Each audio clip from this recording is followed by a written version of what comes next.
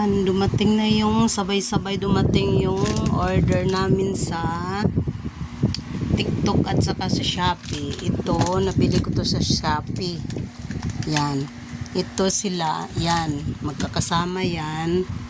Tapos ito naman, yan, sa TikTok. Para ito sa aking mga pusa. Tapos ito, ang kanilang kaskasan. Sobrang lapad pala. Oh. Yan.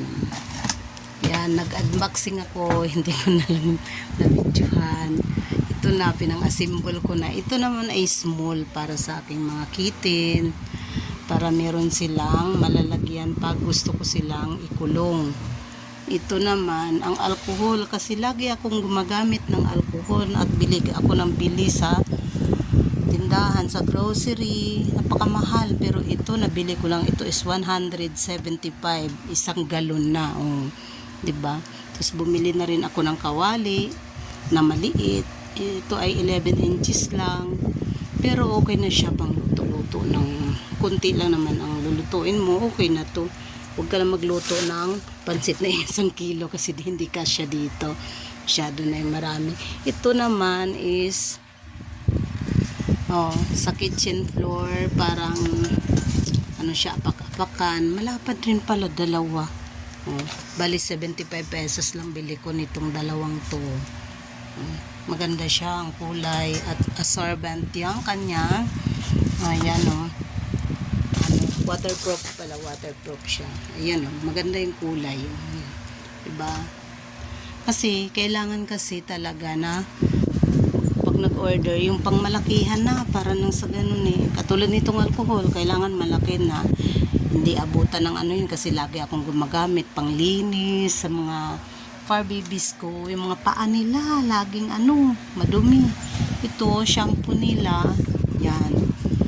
Shampoo nila dahil naliligo sila twice a week. Once a week yung iba, twice a week naman yung iba.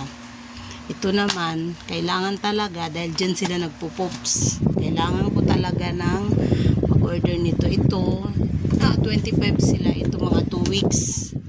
Minsan naabot ng 3 weeks. Ganon. Tapos ito naman, kaskasan nila para hindi na masira ang aking sopa. Naku, sirang-sira na yung sopa ko dahil sa kakakaskas nila. Kaya bumili na naman ako nito. Dati, bumili ako ng ganito. Siyempre, sa kakakaskas nila, nasira na at ginagawa rin nilang tulugan. Tapos ito naman, bumili ako nito kasi may binili ako dating medium.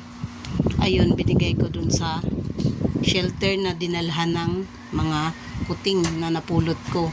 Kaya ngayon, bumili na naman ako ng maliit lang, pang isang pusa lang, small lang Ayan na yan ang lahat ng dumating sa araw na ito at may 4 pa akong hinihintay. Kasi mas nakakamura ka pag bumili ka sa TikTok or sa Shopee kaysa bibili ka sa tindahan ng patingi-tingi or sa grocery. Napakamahal. Yung hinihintay ko yung panlinis. Kasi sa mga poops at saka sa mga wiwi nila na medyo kakaiba yung amoy, kailangan maglinis. Tapos yun na yung gawin mong sabon. Kasi masama rin yung yung mga sunrocks, mga ganun, matapang masyado, hindi siya advisable para sa mga pusa na panlinis, baka kasi madilaan nila, pero yun okay. Saka itong shampoo, mabango yan sa kanila, tapos Madrid Cacao pa yan sa scent niya ay BB powder, hindi, mabango talaga yan. Pag uy, wag ano ba yan? Nangangamlot ka ng paha, ha? Nangangamlot ka. Yan hanggang dito na lang. Bye-bye. Salamat sa panonood.